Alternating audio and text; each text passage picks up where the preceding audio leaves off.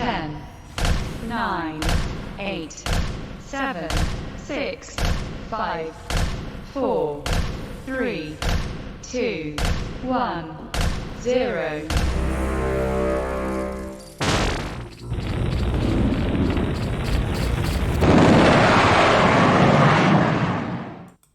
All right, folks, sorry about that. We had a little sound issue there that first second. Wow, did that sound loud. But this is Michael Voss, the Dragon of the Southern Tier, and I am here with you on No Soundbites Allowed. We're having a nice live event here. We're talking with a couple of people from Binghamton University. We have Preston in, and of course we have our very favored John Restuccia, who is from the Binghamton University Republicans and Libertarians. I'm president of both clubs. Yep, John, the former intern. That's right. Well, yes, folks, you're wondering who John the intern. That's right. And actually, you did great with the internship. It even turned into you're getting a position with Leadership Institute. They're sending me out to special training in Detroit. Yeah, isn't that nice? Yeah. See, folks, look at what you get to do. Matter of fact, this isn't the only one. I know that the city of Binghamton is looking for some interns as well. And there's a whole process there. So I know some of the college students at Binghamton University may be going into city government and being able to get some experience there, like the experience you had here. How'd you like it? It was good. It was really good. Working with you? Oh. Yeah. You know, it's the best ever. You know that, Michael. Yeah. I love working with you. Even you know, I don't talk to you for 2 months, and I come back, and you're like, "Oh, I already know everything you're doing," and I'm like, "Thanks." I stay up on top of everything. You know, I pay attention to what everyone's doing. Of course. But no, honestly, did you enjoy the experience? Oh, of course, seriously? Of course, I loved it. Every second. I actually genuinely enjoyed working with you. You look miserable half the time. No, there was some stress. I'll be honest. There's stress once in a while, but overall, I think it definitely helped me out much more than some of my previous other internships. Yeah, there's nothing like doing stuff live, folks. You just don't see what happens before and after when we're doing stuff live, and things are just going all wrong. It's like, no, that's not right. Okay. It definitely taught me how to deal with stress because all of our equipment would break usually. Yeah. On one specific show when we needed it the most. Oh, yeah. Like 30 seconds before we're live. It's like, okay, I will make this work. I don't know how I'm going to make it work, but it's going to get fixed. We have 30 seconds to be live. I'll figure it out. I remember our first show, it just broke. Everything went wrong. You were having me answer the phones the first day, and you didn't give me any instructions. So people were calling in, and you're like, answer the phone. I'm like, what do I say? Just talk to them. I'll figure it out. I've got other equipment. See, folks, that's the joy of having not a lot of money, actually having no money, and running all this stuff and running the equipment. And it's like there's always something going wrong. Yes, your donations do matter. Helps get better equipment and, staff. Things that you would expect from news media whenever possible. So it always counts.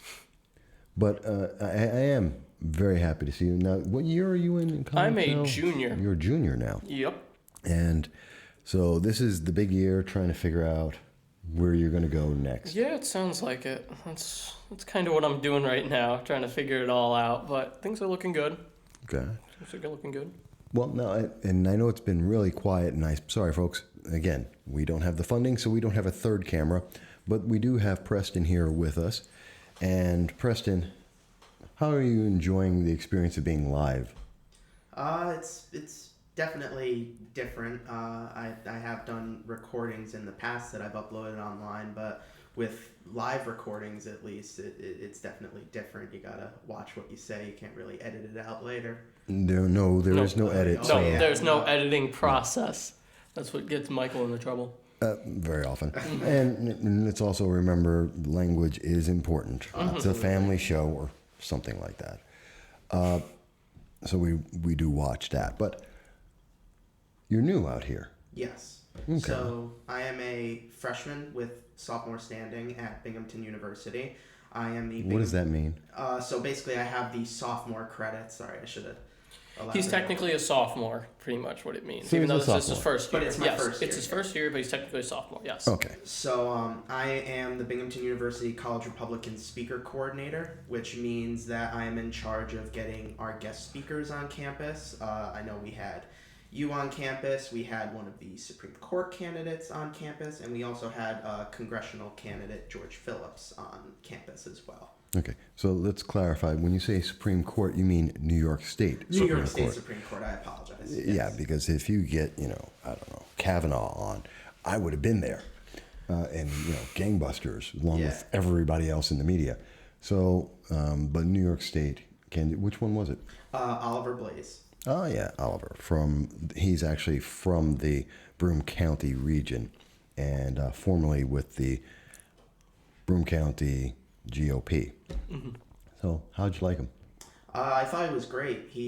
I mean, obviously, since he's a New York State Supreme Court candidate, he can't go too much into the issues because he's supposed to remain neutral, nonpartisan. Mm-hmm. But he had a lot of great things to say about the judicial system, and he educated the members a lot about how the structure of the New York State judicial system is.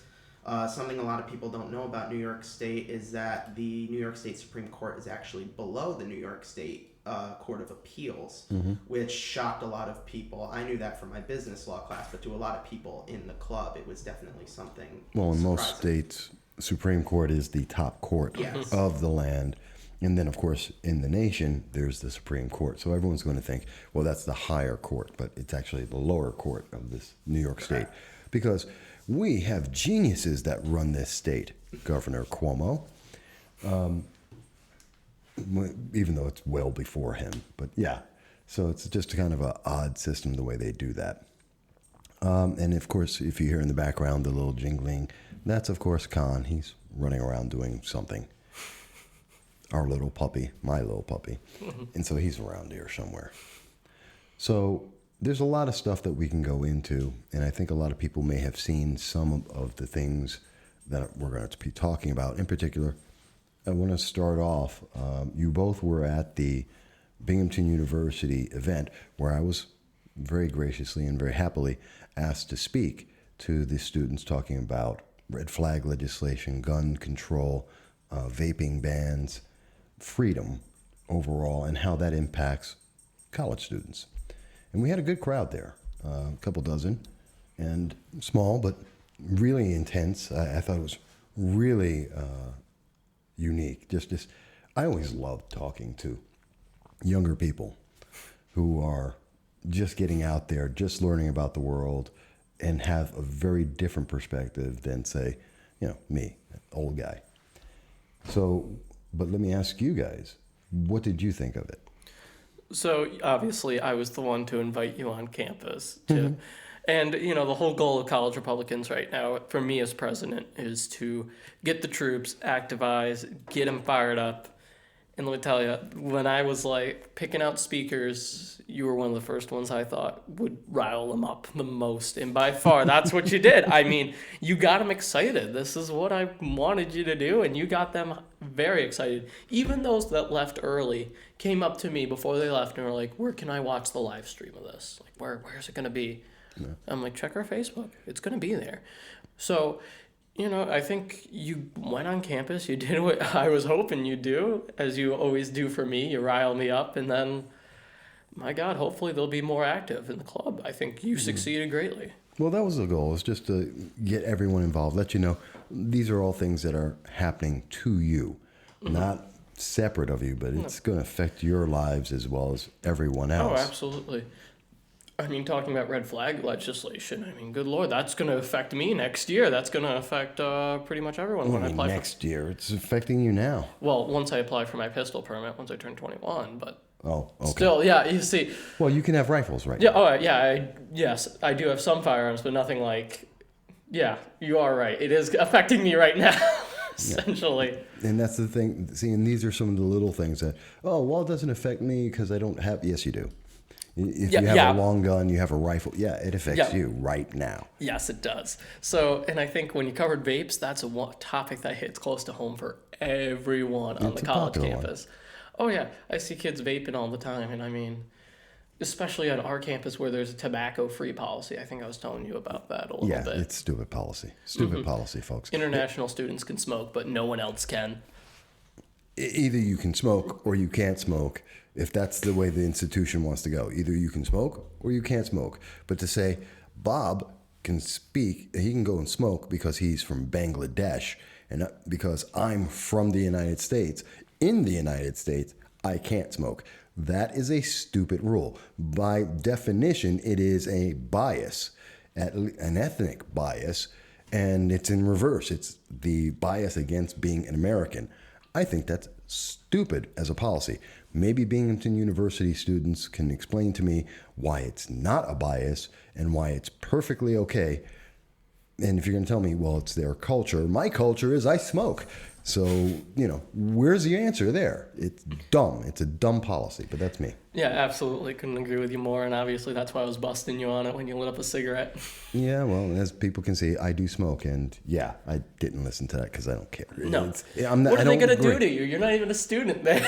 Well, they can kick me off the campus or ban me for coming back. But more importantly, it's a protest. It's my personal protest. The second I heard about it is, you know what? No. And it wasn't like civil disobedience. Absolutely. It wasn't like there was 50 people sitting around me as I was walking towards the building to go into the speech. It was you, me, and there was no one else. It's not a big deal. But well, yes, because we're outdoors. Yeah. But it's still just the point of that is a stupid rule when you say I can do it, you can't do it. I mean, what if we made that all people who are white can't smoke, but if you happen to have any other color skin, you can smoke. Would that be okay? In today's society, I don't even know anymore. Well, that's a good question, but I have to tell you, that would be a blatantly racist statement. That's a bias based on the race. Why is it different? Because you're going with the nationality of the person. Absolutely. Why does that make it, if anything, that makes it even worse? How do you know what nationality I am? I speak Russian. I could be a Russian. You can feel your nationality nowadays too, apparently.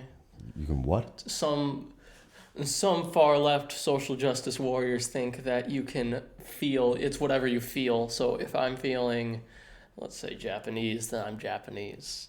What? Yeah. Preston, is this true? Have you heard this? First I'm ever hearing about it. No, some SJWs actually believe that. But if that is true, Michael, looks like you just found a loophole to the non-smoking policy. Well, yeah, I speak Russian, so I'm a Russian. Thank you. You don't have to speak it. You can just feel it. Well, that's okay. I can speak it too. So there you go. Double reinforcing the fact that I must be a Russian, which, I get told all the time. That, and I'm a white nationalist. Hello, hi. It's not the special coloring of the camera. This is my natural color. But that's what they say. And they feel it's true, so it must be true. It's all feelings nowadays. Oh, yes. Whatever you feel, you can do. There are so many problems with that. I'm not even going to get into that. Because, what the pedophiles feel. Are they okay with that too? And some of them, the answer is yes. Yeah. But I'm not going to go there because we're going to get way deep into disgusting, an angry discussion. But let me focus instead. We'll go back to the original topic at hand. Back to the original, because tangent time, but we're back.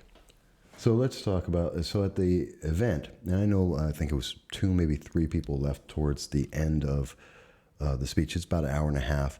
If you're on Facebook, you can see it on the Voss Political Commentary. It's been shared into many places, and we're uploading it on YouTube as well, so you'll be able to see it there. But I know they left a little bit towards the end of it. What's been the consensus? Have people given you feedback? Yeah, everyone loves it. I'm serious. Everyone loved what you had to say. Everyone thought you were very intelligent. The people who left early, like I said, had work and stuff like that late at night. I mean, they work night shifts. But they were asking about where can I find the live stream? Where can I watch it? So, and I think you can tell. I mean, kids were staying back till almost 9:30, 10 o'clock to talk to you. And the only reason that we got out of there was because I had to pull you out. Yeah. People wanted to talk to you. I was talking. Yeah, no. You love that. I do. I am very gregarious. We all know this by now. But, you had interesting things to say. These students held on to every word you said because you were making good points. That doesn't happen much on college campuses anymore. Well, that's the shame of it all. I mean, the whole point of being able to speak, at least to me, is I'm talking to you, just like we are right now. We're making points. We're looking at things and saying, hey, what makes the most sense? That's the way it's supposed to be. And if I'm not engaging and they're not paying attention, then what's the point of doing it at all? And I love talking, and I did have a couple of emails from some students asking about where are some of my sources from, which I have to tell you, I love that. Don't take me at my word. What are my sources? Where did I get the information? Check it for yourself and make sure you know. That's why we put sources in so many of the videos and so many of the articles, so that you can see for yourself and say, okay, I get how you got there, I just don't agree. Mm-hmm. What were your impressions, Preston? I thought it was great. You were definitely my favorite speaker that we've had so far this year, mainly because there was no limits on what you talked about. We covered a wide variety of things, like John said, the vaping. We talked about Andrew Yang and his universal basic income. Dumb idea. We talked about the red flag laws. Yes. And you just had a line of people after the event that were just standing there and talking to you for like probably an extra 30 minutes after the meeting ended, because they were interested in what you had to say. And they obviously I remember even there was a person at the event who asked you that what were your sources for the thing, and you provided the sources to her. And it was fantastic, because now people, if they're like, okay, I want more info on this topic, they can go to that source and they can get the info for themselves. Yeah. And for people who haven't seen the video yet, if you're wondering, it's not like I had a written out speech. No. This was me just talking. And when they're asking for it, it was just me going through my knowledge and the research I do and saying, okay, well, here's the sources that I normally use and that I have used for this. And just talking with everyone. Mm-hmm. And that's the difference of, I think, a lot of people in media these days. They, one, don't give you sources. Mm-hmm. They don't know the facts. They know what someone else said about the facts. Right. And they don't really engage and say, okay, what do you think? Why are you asking? Don't you have a question about it? And, that's one of the reasons I asked pretty early on when you were giving out some of the statistics. Kids were just listening. And I was like, I knew you had your sources offhand. I 100% knew you had your sources, but I asked the question to kind of get, I'm a lot older than these students by a couple of years. I've worked with you for a while. I've had very different experiences.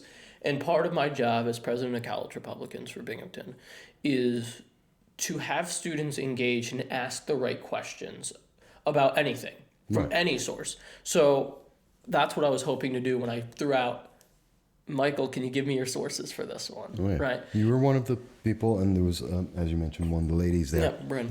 We're bringing up a couple of them and saying, hey, well, how can you prove that? Yep. Like in particular with vaping, which I know is a big topic, which I'm not going to go all over again. You can see the video, but in talking about the vaping, a couple of things people don't know. Vaping has been around for 16 years.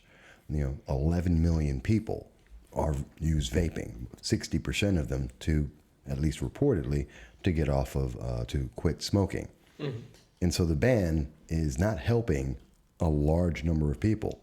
And the majority of people who are vaping aren't teenagers, which the media would make you think that's the only people who do it. So it's a lot of information that changes the way you look at it when you hear, oh, well, this is the answer. Well, that doesn't quite match up with the numbers. That's not quite with the facts. In fact, I don't know if anyone asked you about, or if you guys, I know we were just talking about it a little bit, the red flag legislation. Whoops. Mm-hmm. Do you know what changed since, and the speech was on the 24th, today's the 27th. What happened between the 24th and the 27th with the red flag legislation? I haven't been following. I've been following some other news stories. No? No. Okay. Remember I mentioned to you that everywhere we've seen red flag legislation, once it gets enacted, how many cases happen? Yes. Yeah. And my projection is in the first 6 months, we'll see 500 red flag actions in New York State. And we just found out what is the current number in the first month that red flags have been active in New York State as a law. How many? Is it 500? No, it's not 500. What do you think? I'm going to guess 1,000 to 1,500. No, way lower. 600? No, way lower. Oh, lower. 400? No. 200? No. 0? It's between 69 and 72 that is known at this moment. Really? 69 to 72, so we're talking just under 100 per month. Just under 100 per month. By the way, no county has a clear answer on how to do this. Broome County, as I mentioned in the speech, Broome County, and I know this because I spoke to Broome County Executive Jason Garnar's office. I've spoken to, and via them, I've also received documentation back from law enforcement in Broome County, and I've reached out to other counties as well. But I know for a fact that there is no guidance, no funding, no regulations that say how to do a red flag legislation. None.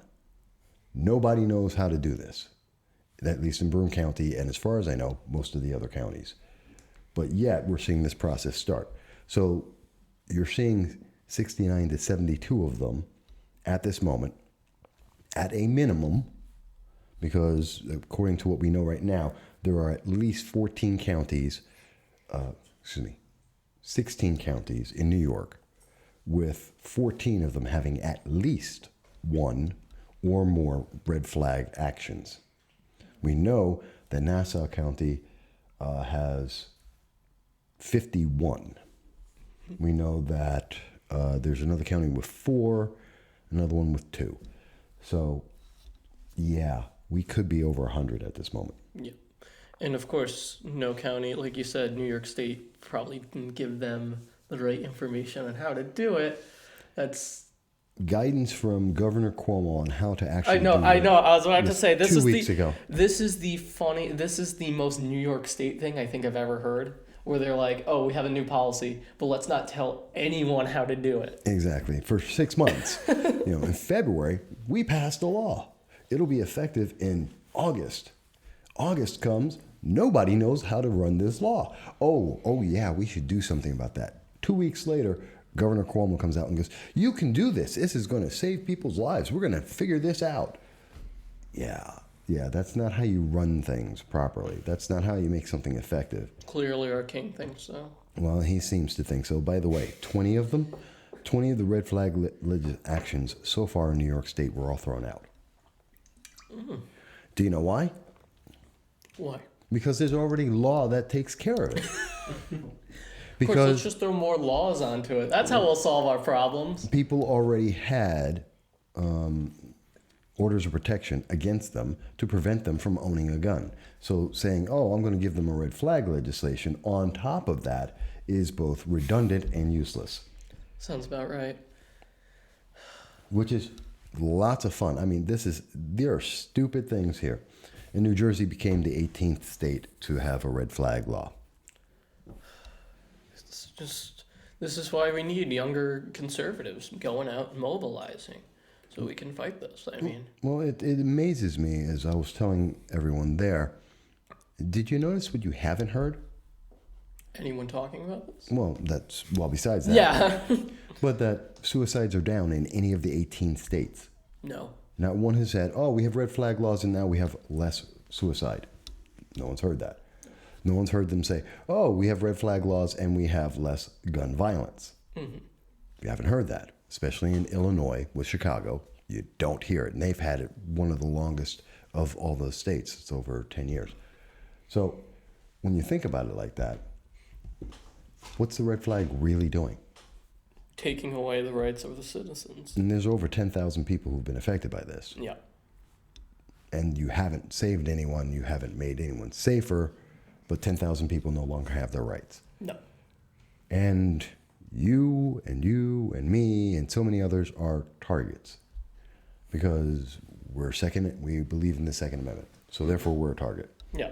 Just like 20 people were targeted, even though they already had regulations. And someone just said, I want to take your rights there too. And there is actually the first person who had a red flag against him in New York State. I didn't get to talk about this before.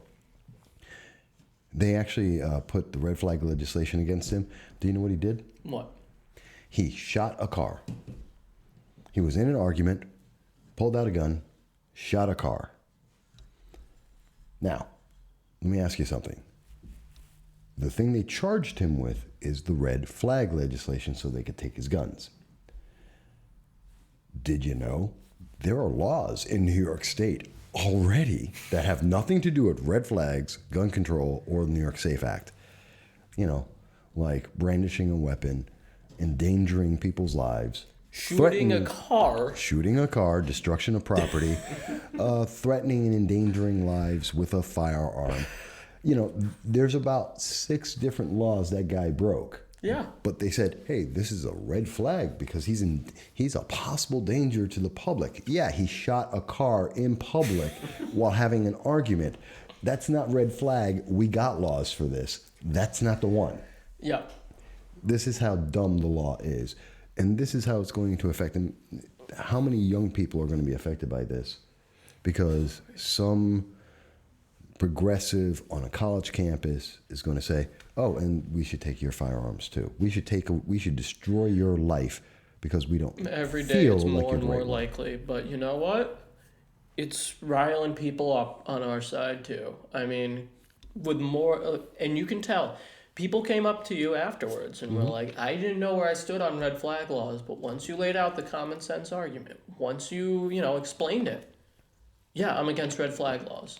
Moderate Democrats, I know, are becoming more and more against red flag laws. I was just talking to a moderate Democrat, Clinton supporter. He was like, as soon as Beto O'Rourke said to take my guns, I said, forget him. Like, honestly. Yeah. No one's going to listen. You would hope. Yeah. You would hope. No, this is a moderate Democrat who about 2 weeks ago I talked to before the debate was like, I don't see the point of an AR-15. And now he's like, I need to get one because if the government's going to take it away. Yeah. Beforehand. Yeah, absolutely. So it's just more and more, as they push this progressive legislation through, it's riling up our side, and I can see this a lot with more and more students coming into college Republicans, and we'll talk about the chalking event in a little bit. Oh, yeah. Mm-hmm. Yeah, I want to talk about that. It's riling up our side more and more, and it's getting our people out there, too, to combat all this progressive nonsense. Yeah, because someone doesn't feel like you should have something. Someone doesn't feel like you should have that right. Because they don't feel like it's a right, then you get denied it. Which is not America at all. Why do they get to choose what I want to do? Well, there's the point. Who gets to make that decision for everyone else? Mm-hmm. And it just, well, Preston, I know you're so silent over there. I know, you're so quiet. Come on. I'm usually the quiet one, so. But I was going to add that I was one of those people who you helped sway on the red flag thing because it was kind of a gray area for me. I'm not gonna lie. Before you came to speak to us, mainly because I hadn't read up enough on it and I didn't really take the time to think about it. But once you kind of pointed out, hey, our right to due process is being infringed by these red flag laws, I'm like, okay, well, if they take away our right to due process on this, what are they going to take away our right to due process on next after this, which could happen? And well, that's vaping. Yeah, that's vaping. That's vaping. You have no one was asked about vaping. Now New York State's trying to get rid of not only the flavors but also the menthol, and then the next thing is to take it completely away, like Michigan is trying to do. Mm-hmm. And where's the due process in that? When did someone else besides a government official get to say, well, you don't have that right anymore? And that's something I really liked about your talk was that you tied it all together to that common theme with the universal health care, with the vaping ban, with the red flag laws, is that it's a giant effort just to take away our right to due process. Yeah, and that's the scary part, is because they are all the same things. Someone says, you no longer have that right. Goodbye. And you're supposed to just accept it. I think that's terrifying, because at the end of the day, that's what it's all about, is you don't get to do something unless someone else approves, and that other person is an elitist that doesn't necessarily have your best interest in heart. They just want power. And I think everyone should question that, whether you're from the left or the right. No one should have that power to just take away your freedom because they want to. You have not committed a crime yet either. That's important to know. No, you haven't committed a crime. Vapors haven't committed a crime. No. People who are with red flag legislation, no one's been accused of a crime. And I know they say, well, vaping's just like with the firearms. Well, the government's going to save you. They're going to make you safe because you can't vape because people are dying. We don't know what they're dying from. No. It's all nonsense. Because only government can save us. For God's sakes, humans don't have common sense anymore. Yeah. You know what? People die every day from cancer. Does that mean you should not have beef? Does that mean you should not have vegetables, which have been pesticides and various other chemicals may have been used on them? What don't you get to have? You don't get to. There's just so many things I can run down a list on where the government can say, well, to be safe, you know what? People die because of cars or texting while driving, your generation, texting while driving. So that means we should ban cell phones. No. Would you say yes to that? There are already laws Same against logic. it. Yeah, there are already laws against it. So, I don't know. It's just getting annoying at this point. And the people who died from the well, they say they've died from the vaping. The vaping oil or juice, whatever it was that they were using, was laced, wasn't it? According to the CDC, there is a majority of them had either introduced extra chemicals or THC or CBD oil have been infused in there. In the majority of cases, which they're not saying what that means, there's at least 530 cases they believe, although there is no connection. So again, there's a lot of vague, kind of, sort of, maybe, and they're saying, well, now it's a law. It might actually hurt you, so it's a law. Maybes aren't good enough to take away someone's freedom. You know, maybe I'll get in a car, drive, and text. Does that mean I don't get to be able to drive? Does that mean I don't get to have a cell phone? It's the same logic. Mm-hmm. And if you say, well, no, that's just silly, Mike, why is it silly for anything else? It's a maybe, not a fact. There are laws to protect us. That annoys me. But let me switch gears. Because you mentioned chalking. Yes. Now, I know that anyone my age group are probably going to say, what in the world is chalking? What are you talking about? You like misspoke or something? But what is it? So chalking is when a student group or people pretty much go out with sidewalk chalk, like you used as a kid, and you write on the sidewalk or the walkways. And a lot of universities have specific rules about that and everything. Binghamton University is one of the only, it's a very legally gray area despite being public property, but pretty much BU encourages it to open up dialogue. It's a free, I will say they're very good on the chalking policy. So what had happened was one of the student groups, the March for Our Lives people. Oh yeah, fun people they are. Yeah. For those who don't know, those are the anti-Second Amendment group. So it's safe to say they're anti-Second Amendment. No, that is their thing. Yeah, that is their thing, yes. Yeah. Went out and they pretty much wrote all over the walkway, you don't care about dead kids, stuff like that. Why do you need an AR-15? All the stereotypical anti-AR-15 quotes and all that jazz. So... Did they mark down anywhere the actual stats of how many AR-15s are used to commit crimes in America? No. Because I have a general number on that. Yes. Oh, yes. I'm not saying that they're giving statistics. No. Okay, so they're not actually proving. They're just accusing people of things. Yeah, exactly. So what we did, a couple of us, this was not a college Republicans or Libertarian sanctioned event, but we went out and we wrote our own messages above theirs. Not over it, but in a different area above theirs, including come and take it. Someone wrote out the Second Amendment, we the people. From my cold dead hands. Yeah, from my cold dead hands, MAGA, global warming is a hoax, stuff like that. It is. Yeah.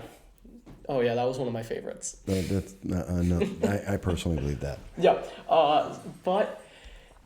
and immediately the next day, of course, I was texting you about it because I was like, hey, it turns out the police started taking photos of it. Yes. Now, you have to ask the question. If it's about free speech, and it is, and if it's, 6-year-olds draw chalk on sidewalk, so it's not graffiti. No, it comes out with water. It rains, it's gone. So this isn't a problem in the sense that it's not graffiti, it's not permanent. It's something that human beings, people all over the place do from age 6 on up. It's obviously free speech, and they've used and exercised their free speech, but the police are taking pictures of your free speech. Yes, they were specifically taking pictures of our free speech. And like I said, this was in their own policy. We could do this. So no repercussions have come to us. As they should. No. We did get on video. Someone videotaped us calling us white supremacists for doing it. So wait a minute, they were videotaping you and said, "Oh, and you're a white supremacist for saying Make America Great Again." Make America Great, or writing down the Second Amendment. Specifically for the Make America Great Again, they specifically targeted. And that's when we opened up the dialogue to this individual. And we were like, what makes, Make America Great Again racist? What has Donald Trump done? And he brings up, he had a Muslim band. And one of our group members engaged in a conversation like, that's not true. Right. I mean, there's 51 Muslim countries in the world. Yeah. 5 countries that are actively in war and or have declared a desire to destroy America were banned. Mm-hmm. Not quite the same thing. No, not even close. So, so immediately after hearing that, the police were taking photos, for some reason, we still don't know why or anything like that. I contacted some free speech law firms, and they've offered to help us out if anything does come of it. But I think this kind of just shows the state we're in. We can't even show support of our president without being accused of being a white supremacist or whatever. I mean, I'm surprised they didn't call me a white supremacist at the speech. Well, also keep in mind, none of the college progressives or Democrats showed up, too. Well, they could have. Oh, yeah, absolutely. They are more than welcome. I just invited them to our event, our next event planned. No response yet. No? No. For those who don't know, Binghamton University is having the Case Against Socialism, it's called. Mm-hmm. It is a panel of some professionals in the field, including Niger Innes, former MSNBC contributor, and George Phillips, who is running for Congress in the 22nd district, our district, to kind of lay out the case on why socialism is a failure. And, we want students, and that's why I invited college Democrats. I wanted them to engage and open up that dialogue, right? Right. I'm not there to change people's minds, but I want to open up that conversation. If they want socialism, then we need to have a conversation about it. And we need both sides present. And they didn't respond. It would be nice to see that they might. They didn't show up at the speech. No one denied them that. I would have loved to have them come and tell me why they think that you were wrong about anything that I covered. But let me ask you, Preston, what do you know about socialism? Besides the fact it's a failure and it's horrible. Well, that's a history lesson, which obviously is not being taught right now. But no, what else? Well, I am very close friends with a woman named Morgan Zegers. She was a former New York State Assembly candidate. She just founded an organization called Young Americans Against Socialism, or YAAS. They've been making a lot of traction lately. And a lot of what I know about the ills of socialism, I get from, if I hadn't learned it already, I got from her videos, because she actually interviews survivors of socialism, people who have come to this country from socialist countries, and talk to them about how they survived all these different regimes and the horrible policies that they put in place. And I think that's what we're hoping the Case Against Socialism can do, is to start a dialogue on this and say, hey, history has told us that socialism doesn't work. And that's why we have people like Niger Innes showing up to help us out and speak as one of our panelists, because we're trying to get the word out there, and there's no better way to do that than to have a professional who comments on this stuff for a living come out and say, hey, look, this doesn't work. I've done my research. This is bad. Well, yeah, I know, I agree. I've seen it in person myself. But let me ask this.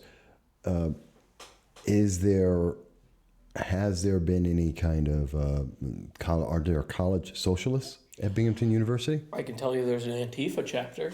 Oh, there's an 100%. We saw, someone just recently put up an Antifa sticker on one of the buildings we saw, on one of the college buildings.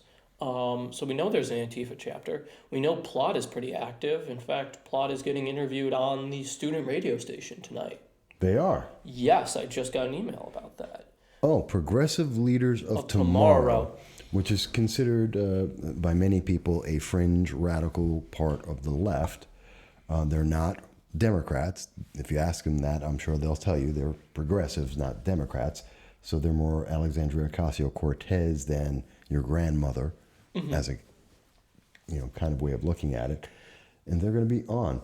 Did the college radio station, have they put on any Republicans? Conservatives? So anyone? You can have your own show, so it's whoever decided to interview, but there's no Republicans right now at WHRW. I'm willing to bet, because there was one Republican show last year, and they all graduated. So there's no real... other voice. Exactly, right.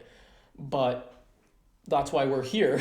Oh, okay. You're our other voice. Okay. You know what I mean? You're the voice of the Southern Tier. Well, trying. Yes. I mean, the only one who challenges you is Bob Joseph, but, Well, he's gone and he's on the other side. Exactly, right. So you're the real conservative voice. I mean, that's why we came on your show. Well, I appreciate that. Exactly. So, but you know what? If I guarantee, like I said, with the chalk, going back to even the chalking, if they did not care at all about the March for Our Lives, despite calling for taking away our amendment, our constitutional rights. But as soon as you start writing out the Constitution or whatever else we were writing, MAGA, showing support for our president, that's when everyone starts freaking out. I mean, people were taking photos of it. They looked mad. They were angry adults, not students. The students didn't care. They were angry adults, apparently. They actually had to send a member of the staff out there with a water hose, and they just hosed it off. Really? Yes, Yeah, it's convenient how they waited until we wrote with the chalk on the sidewalk yeah. that they decided to hose By it. 10, I think it was by 11 a.m., they had hosed down most of the stuff that we wrote. Really? Yes. Now, did they hose down the March for Our Lives stuff, or no? Did they leave It that? rained, so that kind it of... rained? No, that rained the night, but that was up all day. Yeah. We got hosed down we were up maybe 9 hours, about 8 of those classes weren't even going. Wow. Well, that's shameful. That, I would say, is shameful. Shame of the week. It really is. It's that kind of Game of Thrones shame that makes you want to just have them march right down the middle of the street to be confronted by their peers. Because that's wrong. At a university that's supposed to be about free speech, supposed to be open, supposed to be able to have conversations about ideas.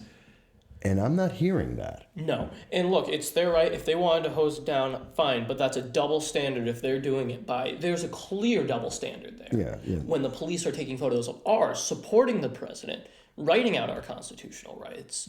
Well, to your expression of your First Amendment right, and no one's saying that neither side is being, or I'm saying, and I believe you're saying, neither side is saying it can't be there. It's saying that you can't stop us from having either side there. And that's the important thing. And they're actively saying, no, you can have only one side of the vote. And that's you can speak, but you can only speak for about 3 hours while classes are going. Yeah, you can only speak for the stuff that we approve. Exactly. And if it's anything else, well, we got to remove it. And that's a problem. And that's a problem at college campuses across the nation. And I'm sad to hear that it's also a problem at Binghamton University. Of course. I mean, it's every single college. We're not alone. We're not special in this. I mean, look at Berkeley. Yeah, well. But they're the ones who were tearing down free speech balls. They're the ones popping them. I mean, it's crazy. It's I believe crazy. that's where there was I believe it was Berkeley that happened. Yeah, and someone got attacked. It was shown on Institute. video. Yeah, one of the Leadership Institute reps. Now they have to wear body cams because of that incident. Yeah, because someone came up and attacked him for no reason. No. Guy was just speaking. He turned around and bang, some guy hits him because he doesn't like what he had to say. This is what the modern left has become. And campuses have become a safe space for that. And that's what I'm trying to break the mold of.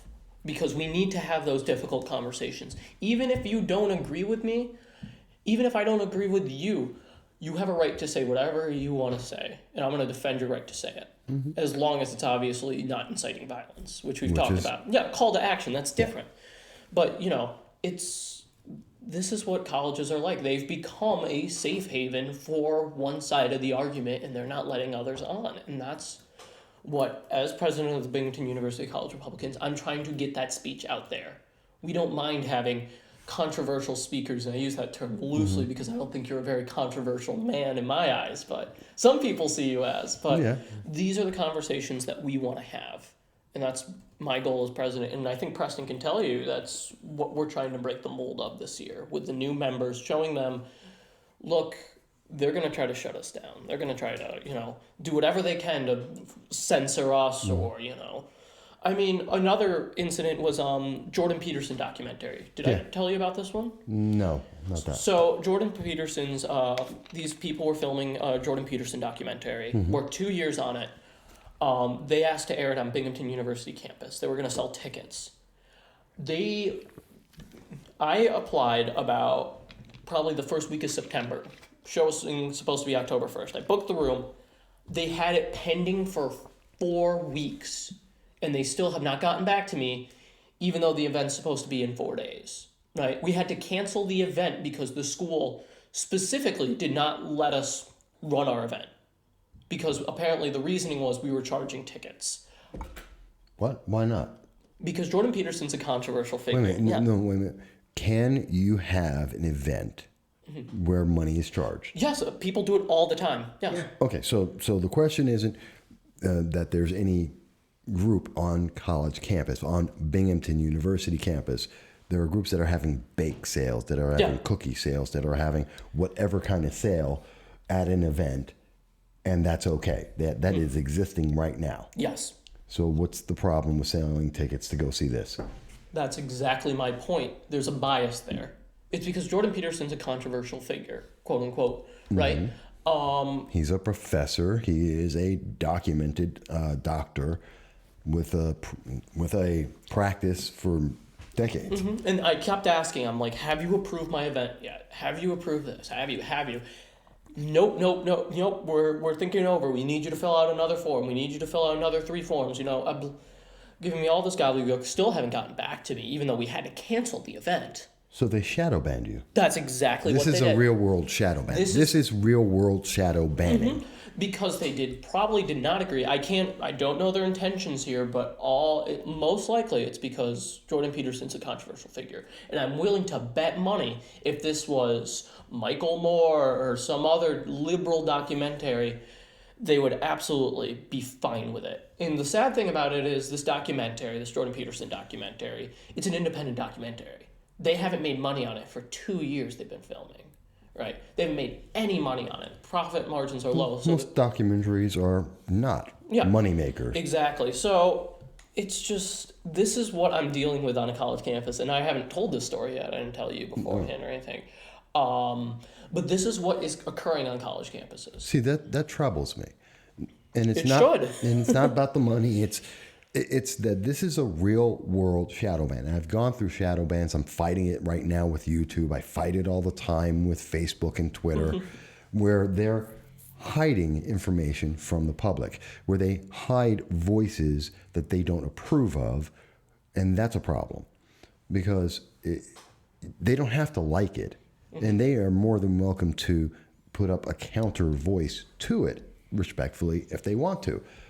But it's another thing to make it impossible so that they can't be blamed with you're being prejudiced, so that they can avoid that accurate title of a prejudice. No one can see it. Oh, you had to cancel because no one would answer you? Well, that's not prejudicial. We didn't say you couldn't do it. We just made it impossible for it to happen. Yeah. We made it impossible for anyone else to participate. That's not what a college is for, in my opinion. No. But, I mean, what do students, your fellow students, think about things like this? Look, I don't know, because we haven't shared this event yet. I mean, Well, yeah, obviously. But I'm sure they would be outraged. I'm sure they should be outraged. Because if this can happen to us, it can happen to the other side too. What is going too far, right? Yeah. Who decides this? We need that open dialogue, right? What if the university, I would love to ask students, the Democratic, the Progressive, the Socialist students at Binghamton University, what happens if, like today, they're supposed to be plot, Progressive Leaders of Tomorrow, are supposed to be on air. What if the university pulls that? Because under the same logic, they can pull it. But they are. But what if they pulled that show? Oh, so I'm that sure no there one would could see be it? outrage. I'm sure there would be protests and all this kind of stuff, sit-ins. Well, what's the difference? Nothing. There's no difference between the two at the end of the day. See, that's a problem. That's Yeah. a problem. Yeah, absolutely. Could not agree more. And it's just kind of ridiculous. At least give us a straight answer, yes or no. Yeah. That's what I want to know. What is your policy regarding this? Well, it's moving the goalposts. We need a clear policy in place. Well, obviously in Facebook, YouTube, you don't get clear answers. No. The goalposts constantly move, where it's like, well, today, if you do this, they're constantly coming up with new ways of interpreting their rules so they can go, well, we're not saying you can't do that. We're just saying if you do it, we're going to punish you for it. Mm-hmm. That's not the way it's supposed to work. No, it isn't. It's very aggravating. Oh, absolutely. So you have a couple of events coming up. Yes. We have the first event I mentioned a little earlier, the Case Against Socialism. That is going to be October 28th. That it is. Yep. And then in November, it should be November 17th, we have Arthur Laffer coming on campus. The famous economist, wrote Trumponomics, the Laffer curve, Reagan's economic advisor, Trump's economic advisor. I mean, he's the real deal. I would Presidential love Medal of Honor recipient. Mm-hmm. I Yep. would love to hear Laffer explain socialism. Oh, I would too. And hopefully we get the chance to ask that. So people can be looking forward to that. It's open to the community too, both these events. I want people to come in. I want people to discuss this. I want So adults engagement. and people who are not a college students, they can come out and they can check these things? Absolutely, yeah. For the Case Against Socialism, we have a Facebook where you're limiting it to 100 people. There are 90 seats open, so more the merrier. Please reserve your seat as soon as possible. And that is on the College Republicans, Binghamton University College Republicans Facebook. And tonight we're working at Art Laffer just got confirmed tonight. So Sweet. yeah, so that's going to be in November. October 28th, though, is our first big event coming up. Okay. And we hope to have every one of your listeners to come on out here, would join love us. And as you're going to be at the Case Against Socialism, I believe. You I'm going to reserve be your in the seats. audience. Yes, absolutely. You've reserved your seat already. You can come out and you can meet the one and only Michael Vasquez. You can come out and meet me and Preston and everyone else. So come on out. It would be interesting. And I look forward to it because I want to hear what other people think. I know my experiences in Moscow, in Tbilisi, in Riga, under the Soviet Union, under communism. I have a very unique viewpoint on it because I spent a year and a half there, not a week, not a month, year and a half. Mm-hmm. So I have a very unique view. And I want to hear what other people think about that, and especially those who want to support it, especially because I've never actually heard anyone who has lived in a socialist nation support socialism here in America. No. I've heard lots of people who've never lived in a socialist nation say, it's a great thing. Michael Moore, Jay-Z, all these people come out and say, people it's haven't great. had real jobs. It's Yeah. like, okay, have you ever lived there? Like with regular people, like lived there 3 months or more. Have you done this with the same money that these people do? You may not have the same idea, but that's another thing. Or people, Venezuela's fantastic. Yeah, okay, go down there and try and Go hang out with in Venezuela. Yeah, you'll see what it is. I saw something the other day. Greta Thunberg, the 16-year-old who's talking about how Global evil warming. it is for everyone in the world to not give up everything and make global warming a reality. Yeah. Okay, I've seen. Have you ever noticed the pictures of her? Not the ones where she's supporting Antifa. That's a different thing. And there is a picture, her and her parents. They support Antifa. Annoys me. But no, there's another one. She's having breakfast. Yeah.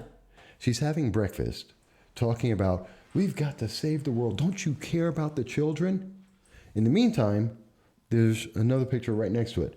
At this moment, while she's enjoying her wonderful, luxurious breakfast that we all get to have, and it's because we're free and we have capitalism, and there are kids in socialism in Venezuela, and they're eating out of garbage cans. Yeah.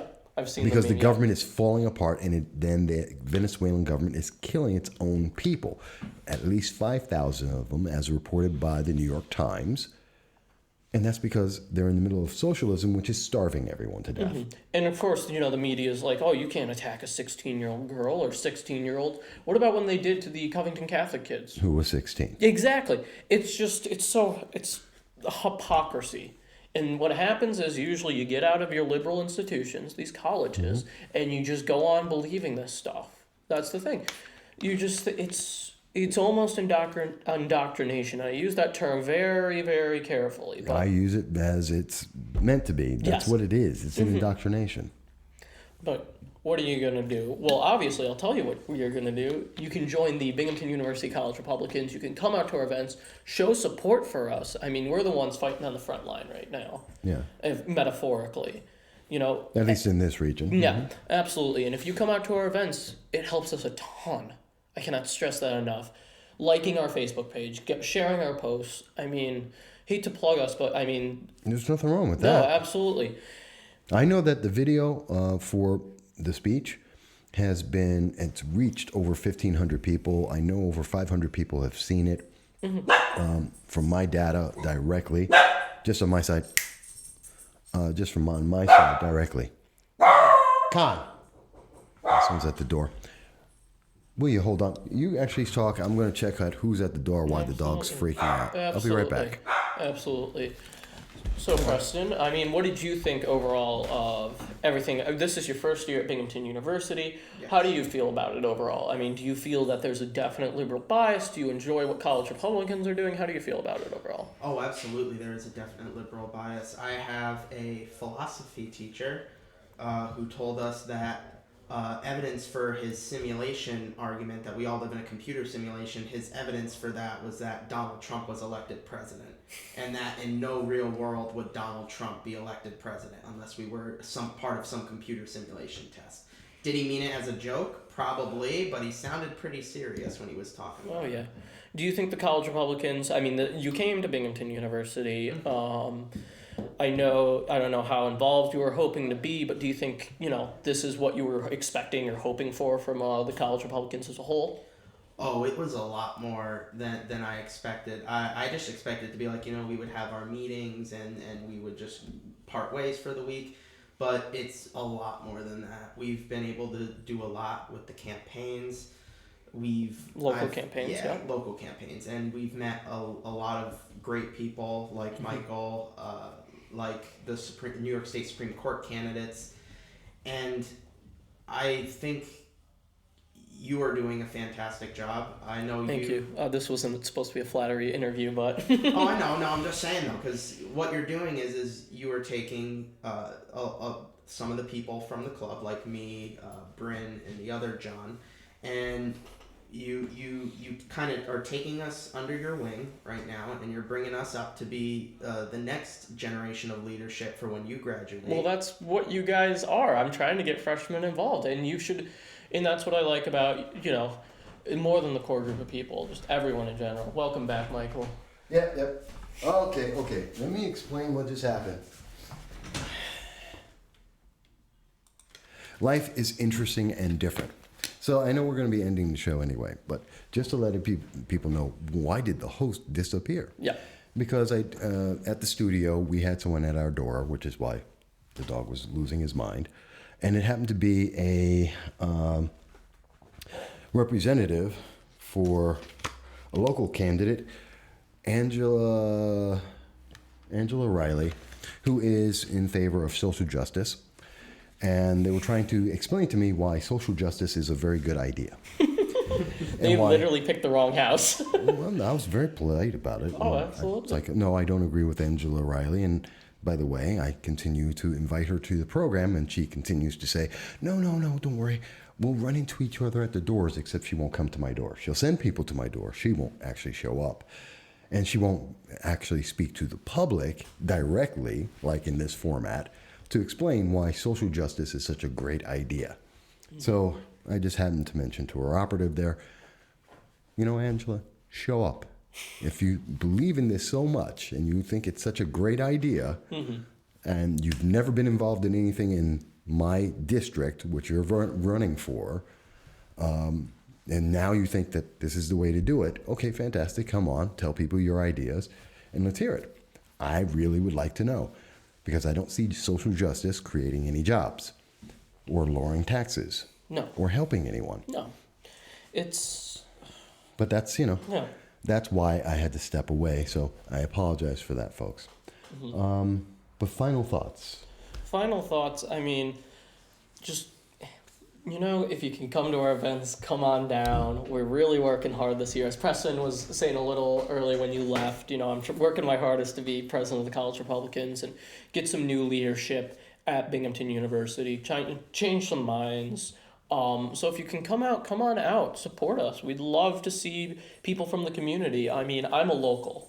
So I'm not from Westchester. I'm not from Long Island. I'm from Broome County. I'm from Vestal, right? So I understand sometimes there's a big divide between the community, the local community and the campus. And I'm trying to bridge that divide a lot by, showing, hey, we're part of the community. We understand. I mean, I understand probably better than most of those people on the campus. Right. And so come on out, show your face, introduce yourself. I'd love to meet anyone. Whether this be whether it be left, right, center, libertarian, whatever, that's what I want to do. So, and thank you so much for letting us on your show, Michael. That's a great time. I always enjoy having people on, so I'm looking forward to it.